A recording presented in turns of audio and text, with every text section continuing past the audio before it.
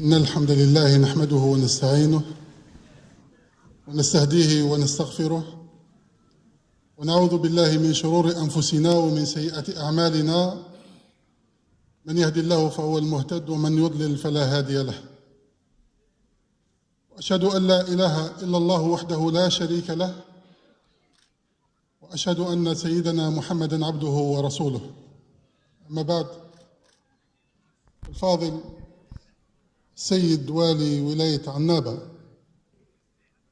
عنابة التاريخ والحضارة، عنابة الجمال والجلال، عنابة العلم والصلاح، عنابة الجهاد والشهادة. الفاضل السيد رئيس المجلس الشعبي الولائي الموقر،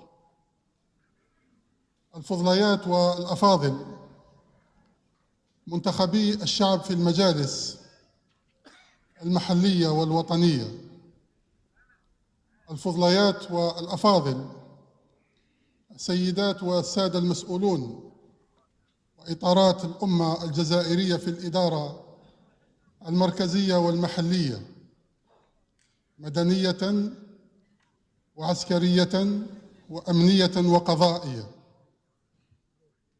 الأفاضل أصحاب السعادة، السيدة والسادة، سفراء وممثلو سفارات الدول العربية والإسلامية المعتمدة في الجزائر والذين شرفونا بحضور هذا الحفل البهيج، سادة شيوخ زوايا الجزائر، منارات الهدى في أرض الجزائر الصالح الذين عقد هذا المؤتمر من أجل موضوع يهمهم وينبع من صدورهم ومن توجيهاتهم. الأفاضل، سادات وأساتذة الجامعات الجزائرية الذين قدموا من جامعاتهم إلى الجامع يشدون عضده ويرفعون كلمته. الأفاضل، السادة أئمة المساجد، فرسان المنابر ونساك المحاريب، حراس العقيدة وعمار بيوت الله تعالى بالقرآن وبالذكر، صادحون بالأمر بالمعروف وبالنهي عن المنكر وببث النصيح،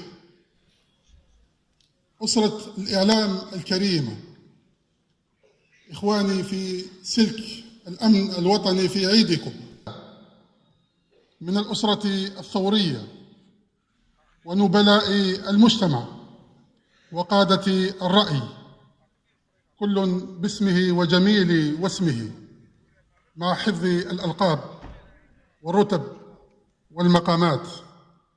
السلام عليكم جميعا ورحمة الله تعالى وبركاته. وإن هذا الخطاب الذي سألقيه مكتوبا هو الكلمة الرسمية للملتقى، فما أجمل أن يلتئم هذا الجمع المبارك ليتفيأ ظلال القرآن الكريم أهل الله وخاصته. يدور الزمان دورته وتجتمع هذه الثلة من أبناء الجزائر كما تعودوا أن يجتمعوا في مجالس الذكر والحزب الراتب، يتلون آيات الله ويتدارسونها ليتفهموا معانيها ويحولوها إلى واقع وسلوك عملي راق يهذب الحياة الإنسانية. قال الله تعالى: يا أيها الذين آمنوا استجيبوا لله وللرسول إذا دعاكم لما يحييكم. وقد صار هذا اللقاء الميمون في الأسبوع الوطني القرآني سنة حميدة من سنن الخير والهدى في هذا الوطن المفدى، وفيه تراكمت التجارب والخبرات وطرحت فيه قضايا الدين والوطن والإنسان على بساط البحث الجاد والعلم الرصين المستنير بنور العقل والمؤيد بهدى الوحي. إن آمال المجتمع متوجهة اليوم إلى هذا المحفل المبارك، وقد التأم فيه أهل الذكر والتربية والتزكية وعمار المساجد والزوايا، ومن وقفوا حياتهم لتعلم القرآن الكريم وتعليمه ومدارسته والعناية بخدمته.